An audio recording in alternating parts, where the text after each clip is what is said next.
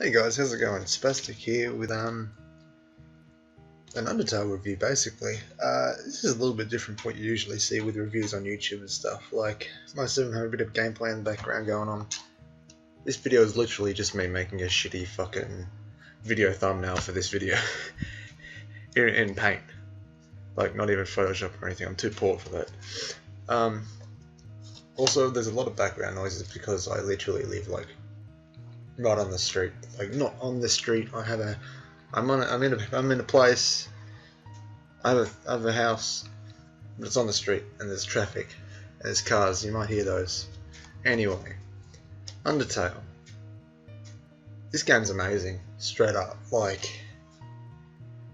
I played this game, and it just brings out so much. There's so much right with it. It's brilliantly designed. The music, there's a bit of music playing in the background here. I've got a couple tracks on.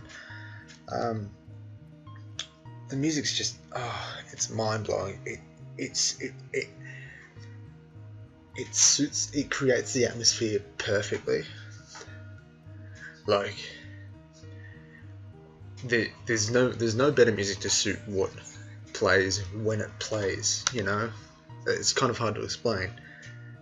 Like, the way the music is done is brilliant because the music suits the timeline, I guess. Like, it suits the area, it suits the battles, it suits like everything. Like, every piece of music is not out of place. It doesn't seem out of place. It's some of the best video game music I've heard in ages. The music for the characters, it's like, the music for the characters is brilliant. You've got Papyrus's theme, and it suits him perfectly. It's quirky, it's a bit weird, it's funny, it's silly, and it's brilliant. And you've got Sans. Sans is laid back. It's a nice, chill little ditty, and it suits the character perfectly. There would be no other piece of music that would suit Sans more than the Sans theme. Absolutely brilliant. The game itself is just very, very well designed. I had a lot of fun with it. The story, the characters, the settings, the art, just everything about this game to me was brilliantly done. I had a ton of fun with this game. And there's not much at all that's wrong with it. Sometimes it gets a bit hard and you get a bit stuck with things, but the game's made so you figure it out. Like, it's not an incredibly difficult game to grasp. The gameplay is quite easy to control and not hard to learn.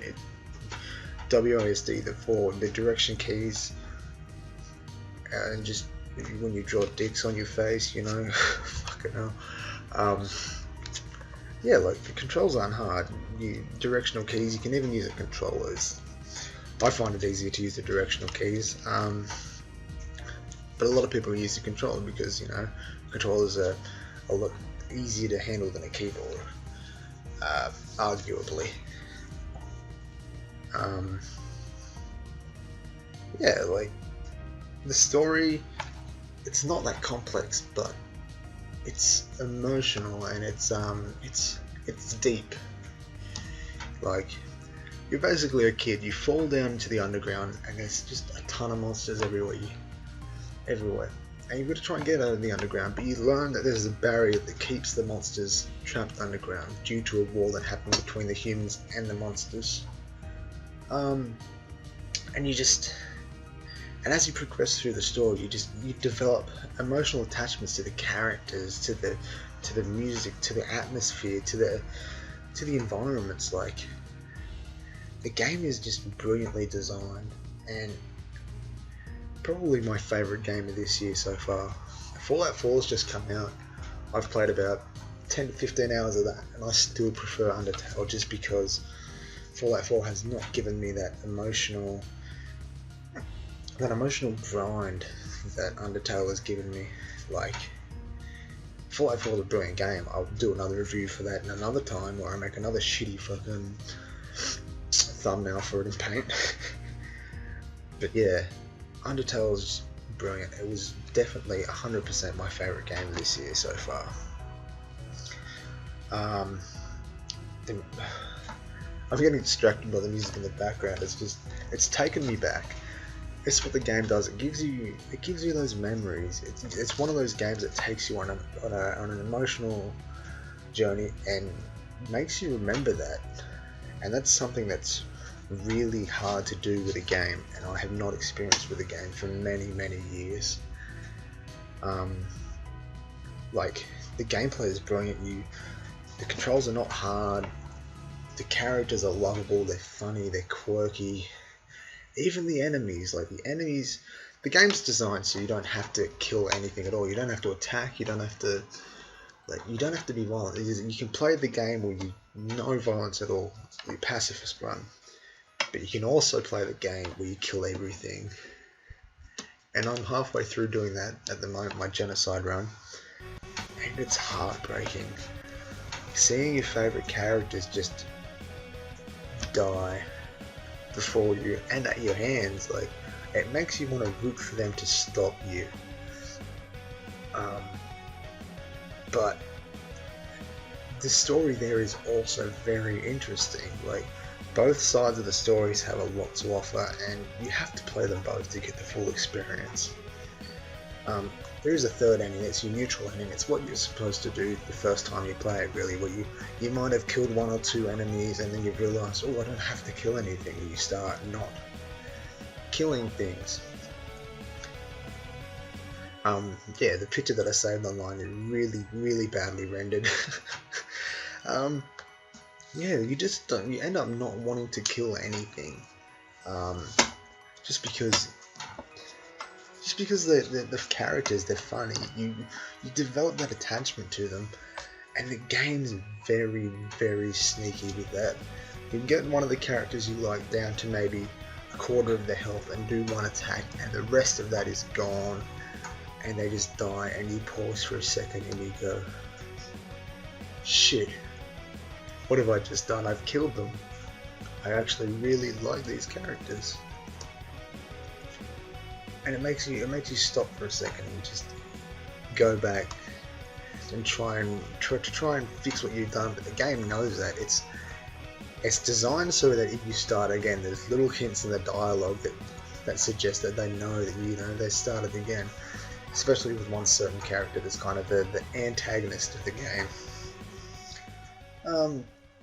Yeah, so overall this game is just absolutely brilliant. I love it to bits. And it's the track that's coming up now. This track here is probably my favourite thing from the whole game. There's some guys that do a metal cover of this song. I'll put a link into the description for it. I love it. I think it's a brilliant cover.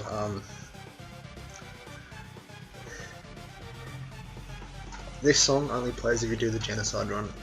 I won't tell you why, because spoilers and stuff, which is why I'm not really going into depth about the story and the elements and stuff, because if you really want to know more about that, play the game for yourself. The game is $10 US on Steam, I believe. It's very much worth it. Like, I don't regret purchasing it all.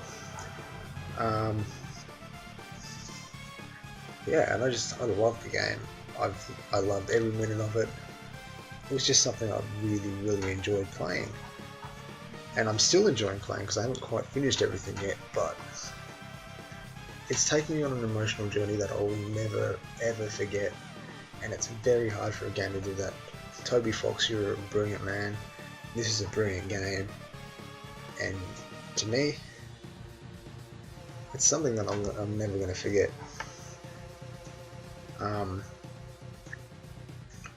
Yeah, that's pretty much all I've got to say about this.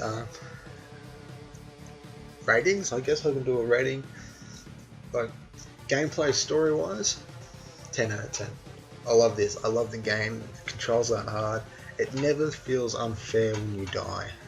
I mean, it gets incredibly hard, but there are ways you can counter that, and it doesn't feel unfair at any point.